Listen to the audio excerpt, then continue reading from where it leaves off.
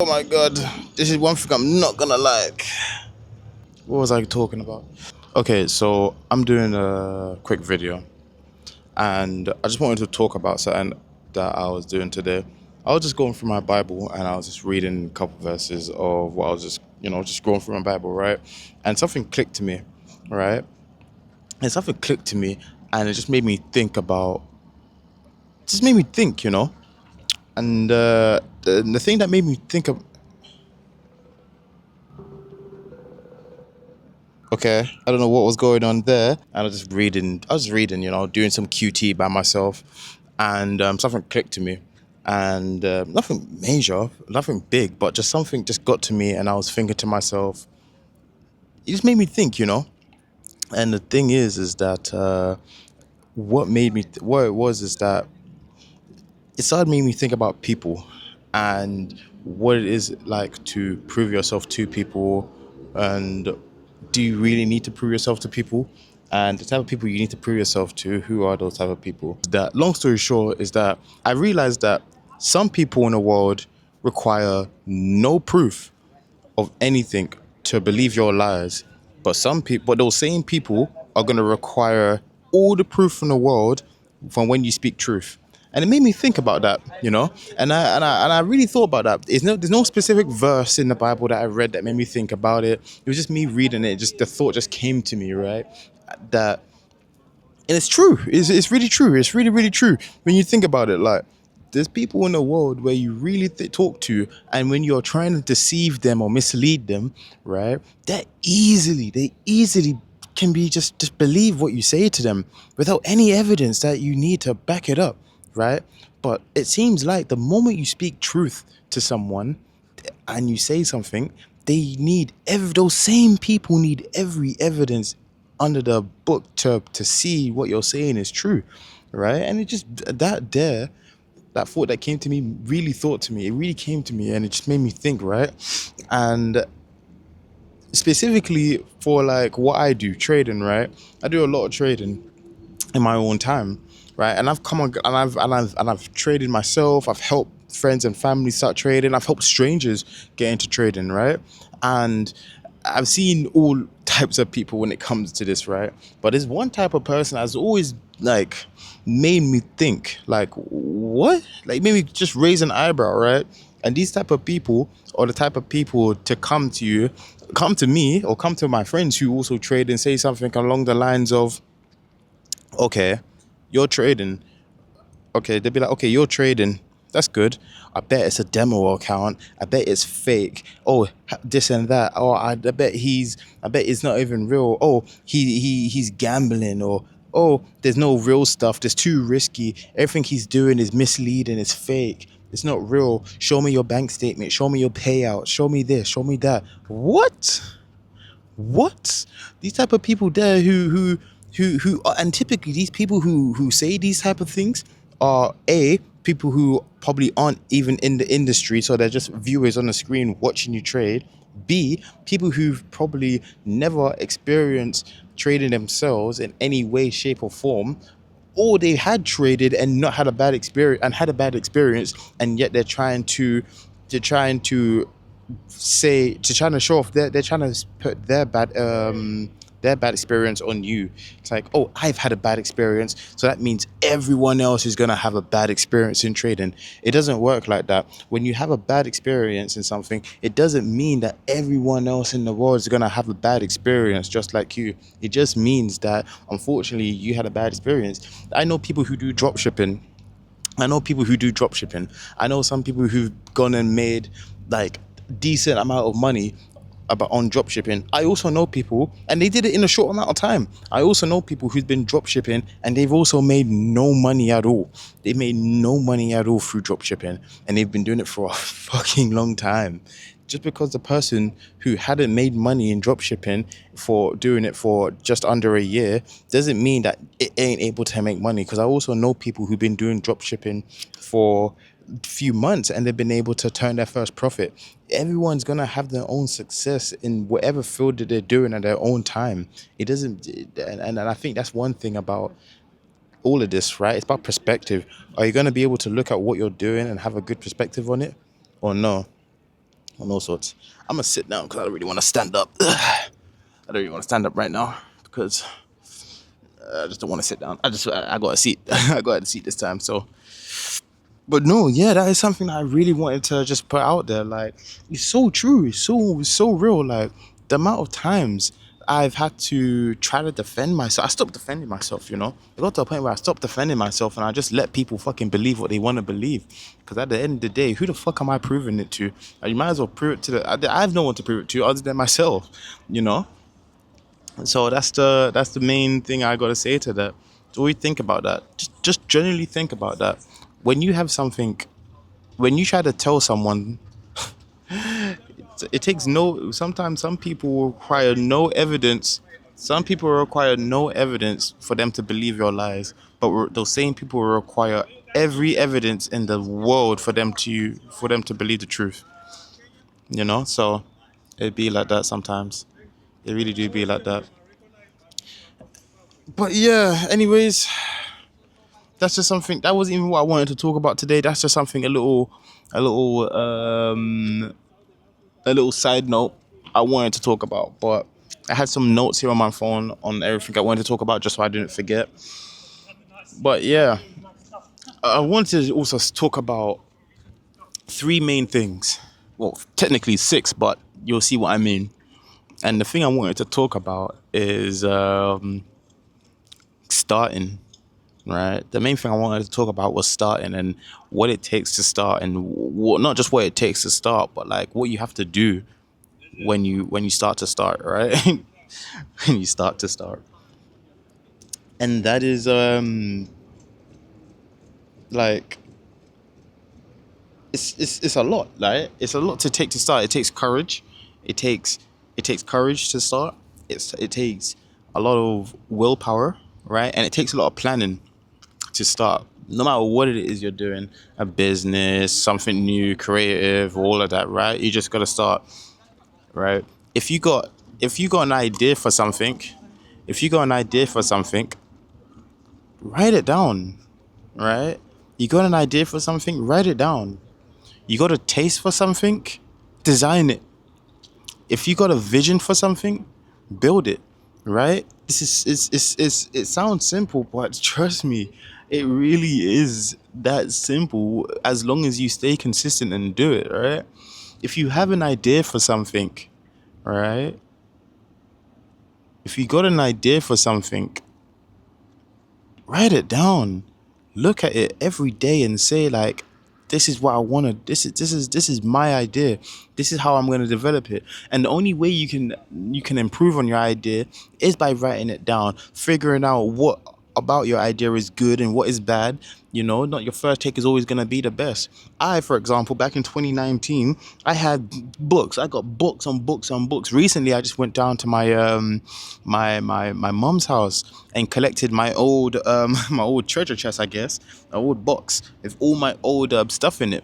And in that box, I had 3 out of the 5 books that I used to write on when I was 19, 18 at the time. And these books that I have were me just writing down business ideas, writing down my passions, writing down my ideas, writing down that I want to be a trader. This is how I'm gonna do it. This is how I'm gonna conduct myself. And when I started doing when I had tried to do the modeling agency at the time, I tried. This is how I'm gonna do it. This is how I'm gonna structure it. This is how I'm gonna run it. This is how I'm gonna pay everything off. This is how I'm gonna finance everything. I wrote down every single idea. When I was getting into affiliate marketing, I wrote down how I'm gonna do my landing page, how I'm gonna get my click funnels going, how I'm gonna get my sales funnel going, how am I gonna get people to get to the landing page. I wrote down everything.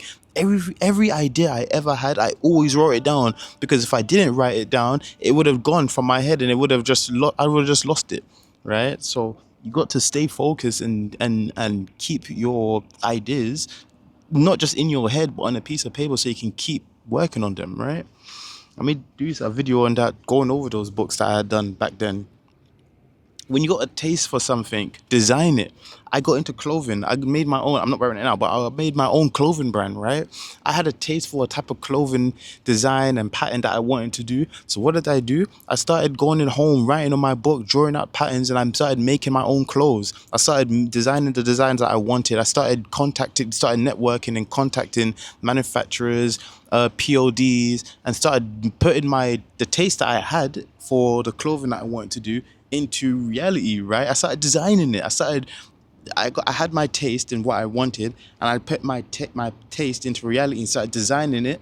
And then I made changes as I started going along with it, and I saw what I liked, and I saw what I liked, and I saw what I didn't like, and I was able to adapt and make it better, right? Like for example, I had an idea for something, but when I started to get the taste of what I wanted and designing it, the idea changed and it started to evolve as I kept designing it, right? So you gotta act on these things that you have. You got a taste for something, design it, put it out there. I started my clothing brand a long time ago, and and to me, I guess it's a thing where I kept doing it, and I had big breaks of me making a bunch of clothes, stopped making it, started promoting the clothes again, stopped promoting it. There was a lot of inconsistency that happened with me when I started doing that. So, especially last year, I started being a lot more consistent on the things that I started wanting to do. Right. So yeah. Lastly, maybe the most important which I may talk about. If you got a vision for something, build on it. If you got a vision for something, fucking build on it. Like for me, I have a vision for this personal brand that I'm trying to do. I got a vision for the trading journey that I'm on and gonna be trying to promote to you guys and show what's possible for you guys. I have a vision of where my clothing brand is gonna go in the future. I got a vision where my overall brand that I'm doing is gonna be, right? I had I and what am I and when I say build it, what do I mean? Build upon it. Like I got clothing. I start building on the vision of what my clothing stands for. What does it mean? What do I want people to see and look and hear when they start to see my clothing brand? I have a brand. I have a idea on teaching people how to trade. Right. I've been teaching people how to trade. I've been teaching people how to trade already now. But now I'm trying to push this on the online space. I'm trying to teach people worldwide how I can get them to start trading, right? That's just something that I'm just trying to do. And I'm taking actions like this, recording with you guys, doing short clips and having private classes with people, teaching them how to do certain things in trading, right? I'm taking I'm taking action and building on the things that I want to do and achieve and put out there for you guys. Without action, nothing is possible. That's what I'm trying to get out. An idea is nothing without you writing it down, without you taking action on it. Having a taste in something is nothing without action, without you actually going out designing it. You having a vision is nothing without you taking action on it, without you actually going out and building it. It all starts with you having these things, having these traits is nothing. Everyone has an idea. Everyone has a taste in something. Everyone has a vision at the end of the day, because everyone's their own person. But the thing that separates everyone from everyone else is who takes action on their idea, who takes action on their taste in things, who takes action on their vision, on the things that they want, right? Because the people who do take action on it are writing it down every day and looking at it and improving it. They are designing their patterns and designing their things and designing the ideas of what they actually like in the things that you want. The people who are taking action on their vision and building up the foundation of the infrastructure that they hope to build one day, right? That's what separates those two types of people.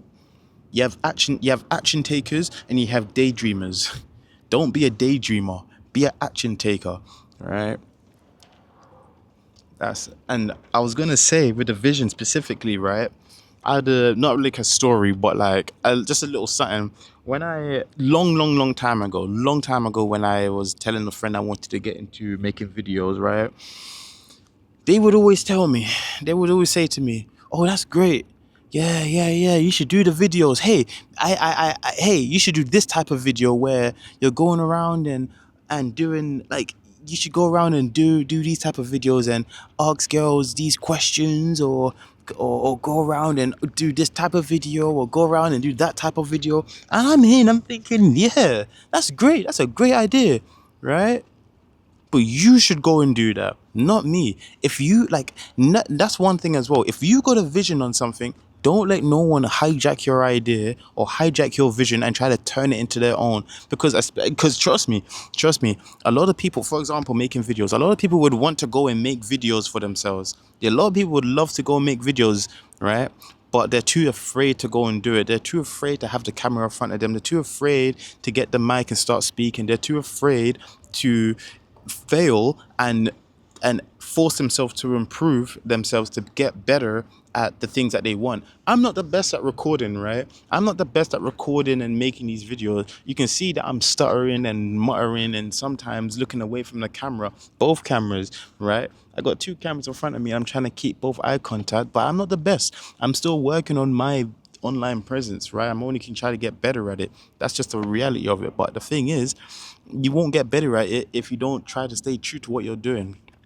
I had to tell a friend. He was telling me all these things right early. This is the reason why I didn't start doing some videos way earlier on, because it was just a bunch of my friends saying, oh yeah, it's great, I don't mind supporting you, but you should do the videos my way, or you should do these type of videos. And I'm here thinking, I don't want to do those videos. Those are the videos that idea of a video doesn't align with my vision, and is definitely not my taste, right? These are along your sides.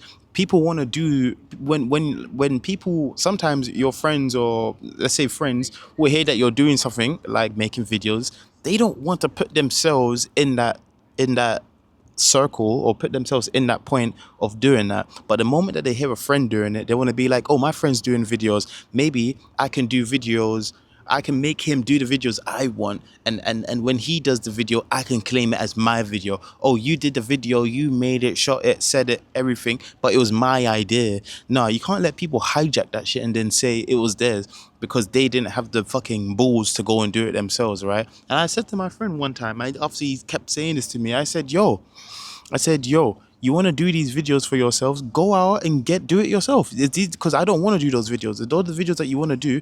Go out and do those videos yourself, right? Go get a camera, go get a mic, and go do the videos that you want to do yourself. And he looked at me and he was insulted. He felt insulted. He felt like, oh, whoa, what are you on about? I'm just saying, and all I said was, hey, those aren't the type of videos I kind of want to do. Yeah, they may seem fun to watch and laugh at here and there, but those aren't the videos I want to do. Those ideas there. Those ideas don't align with my vision on what I want to put out of myself, right? If those are things that those ideas are the things that you see yourself doing and like watching, and that's your type of taste, then you can do that, right? And I support that, and I don't mind helping, but I don't want to put that out for myself, right? And and what I want to get at even more is that sometimes some people will try to twist your vision and make it theirs, right? Some people, for example, I'm also thinking about introducing some health and fitness into my channel. Making health wise, making some dietary smoothies, showing you guys some smoothies that I often make, and fitness for me, just doing my jogs in my local area, and maybe making like a little fun series out of it, right? I have an app called Interval, and we can capture land. If you know Pokemon Go, it's like a app where you can go around running and capture land and all of that good stuff, right? So I was thinking about doing something like that. I saw the friend this, and then he was telling me, yeah, but how about you do it like this, and how about you do it like that, and then you rename the series. I'm just like, what? That's just it's not really. And then he's not really wanting to be in the video, right? Don't let people twist your. I'm not gonna go too much into this before the person even knows who I'm talking about. Like, don't let people twist your vision and try to turn it into theirs, and then claim that it was our vision because only one person was willing to put themselves out there, whilst the other friend was waiting to mooch off them, right? So there's that. That was one thing I was gonna get into. So that was the two things. That was more of a side quest that I wanted to just quickly chat about. But the last thing I wanted to talk about now was my type of stuff that I want to chat about, right? The things that I want to chat about is my ideas, which is trading. And getting back to trading, there's something, a big topic I really want to talk about with you guys, right? And you guys over there. So the thing is that I am a big advocate for people who trade on prop firms, right? It's trading on prop firms is in, bro, in 2027 there is literally no reason why anybody who is in trading should not have two accounts, one live personal account and one funded and one prop firm account, right? And you should be doing, I argue, 60 to 70% of your trading on your prop firm account, right? In 2027 you should be doing majority of your trading on a prop firm account. Done. Not to say you can't trade on your live personal account, but I'll get into that, right? I'm gonna get into that right now. I want to talk about your personal live account versus prop firm account. All right. So we're gonna talk about both of them and see. I'm gonna give you my pros, cons, and all sorts on both of those, and make you guys see the difference, and I'll give you my conclusion at the end. All right, cool. So let's talk about firstly, let's talk about live accounts, right? Everyone's gonna have a live. Anyone who's trading live trading, fuck demo. Get that demo shit out of here. We don't do demo trading, no paper trading. Fuck all of that shit, right? So if you're out here and you're trading on a live account, the pros of trading on a live account, the obvious pros of trading on a live account is that you have full control over your live account, right? You have no limits on you have no limits on how much profits you can make and grow, right? The sky is your limit when you're trading on your personal live account. Right. And what do I also mean by control? On control on a live personal account, depending on your broker and how long you've been trading, you'll be able to change the amount of leverage that you can set on your main account, right? Meaning that, for example, with my broker, when I came in, I had a leverage of 1 to 500, right? And everything below that. And then after trading for years on years and being consistently, not at the beginning, but over time becoming profitable, breaking even and becoming profitable, I was able to up my leverage from 1 to 500 to 1 to 500, 1 to 1,000, and well, more, right? But at the same time, having a higher leverage, yes, does mean that you can potentially earn more money in the market, but it's like a double-edged sword. You just as much as you can earn more money in the market, you can just lose just as much money in the market with higher leverage. So you don't want to be able to manage and understand what you are risking in the markets, right? And for anyone who was interested, I was using 1 to 1,000 leverage when that was available to me. It was pretty good.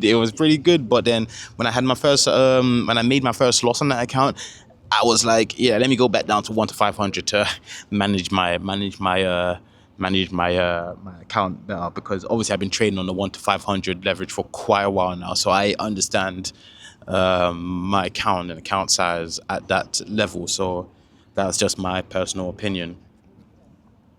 A risk con one con on a personal live account would be that all of the risk is on you, basically, right? Because you have full control, you also have full control on all the losses that you accumulate, meaning that um, you could have big drawdowns that can wipe out your account and cause you to get margin called, right? Not fun. No one likes getting margin called on the markets. No one likes having their account wiped. It's not fun, right? No one likes that. And that comes down to, and this can be avoided, but especially if you're a beginner or intermediate, or I even argue if you've been in it for quite a while, even 2 years, you may not even have the right discipline set up to be trading the right way, right? So summary, on a live account, the pros is that the sky is your limit on how much you can potentially earn through a live personal account. You have full control, and the sky is your limit on your profits. Cons is that your all the losses are also in your hands, and that you could also potentially wipe out your entire account and get margin called, right? So there is that. Okay, prop accounts. So, going into prop firm accounts, what do I think and believe about prop firm accounts, right?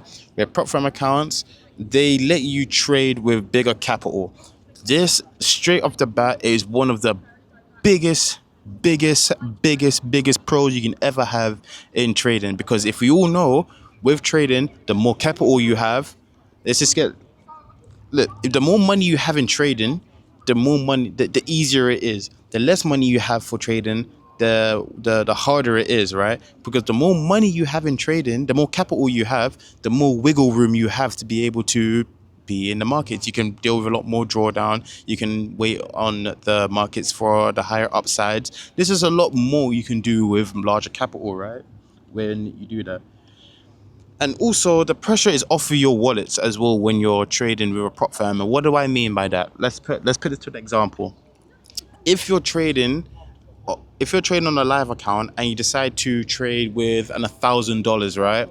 With a personal live account, you're taking $1,000 raw cash from your account, from your bank into your trading account, right? And if you happen, touch wood, if you happen to lose that money, you've lost 100% of that money, that $1,000 that you've earned, right? If you're to be trading on a prop firm account for of $1,000, to get that $1,000, you may have paid $50, right? You may have paid $50 to get access to $1,000 capital to trade with, right?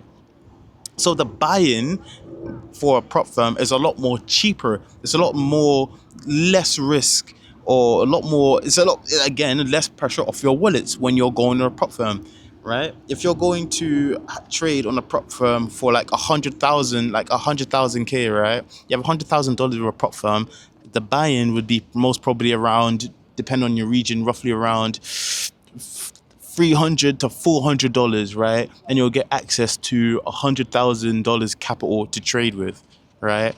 And if you happen to fail, and you happen to blow the account, it's okay. You didn't lose you didn't lose 100K of your own money. You risked about $500 to get access to that capital to trade, right? And if you happen to have 100K in your bank and you slap that into your personal live trading account, and again, touch wood, that you fucking lose all of that money, then you lose 100K raw cash of your own money. So again, what I mean is, when you're trading on a prop firm account, it's a lot more easier, a lot more relaxed, a lot more comfortable, and a lot less money stress off of your head to be trading that type of money on a prop firm, right? So that's a pro. That's a pro there. Also, another pro is that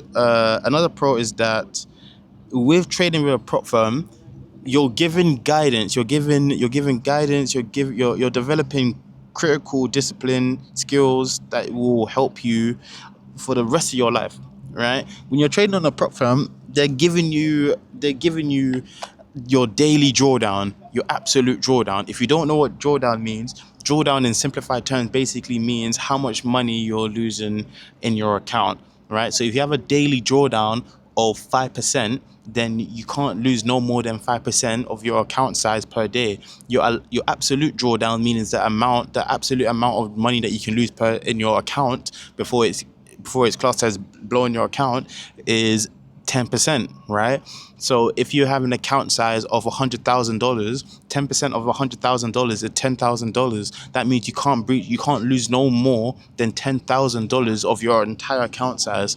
If your daily drawdown is 5%, half of $10,000 is $5,000, meaning that per day you can't lose no more than $5,000, right? With these precautions set onto your account, the prop firm, the firm that you're trading with, are giving you the skills they're giving you the foundational skills to learn how to build discipline, skills, strategies, and they're giving you the steps on becoming profitable. Remember, with firms, the way that they make money, for them to make money consistently, is by helping you. If you don't make money, they give you money so you can make money, so that you wait, I said that wrong. What the fuck? The way that prop firms make money is by you making money on top of the money they're giving you, and then when you make money, then they can get back. It's kind of like a help me help me sort of situation, right? You help the prop firm by trading their capital, right? And you make money on that capital, and then once you've made money on that capital, they take a small 10% cut, and then you're left with 90% of the profit that you made, right? So that's how they make their money. So the fact that that's their business model, they want to make sure that you're successful. They want to make sure that you're making money. They want to make sure that you're become a profitable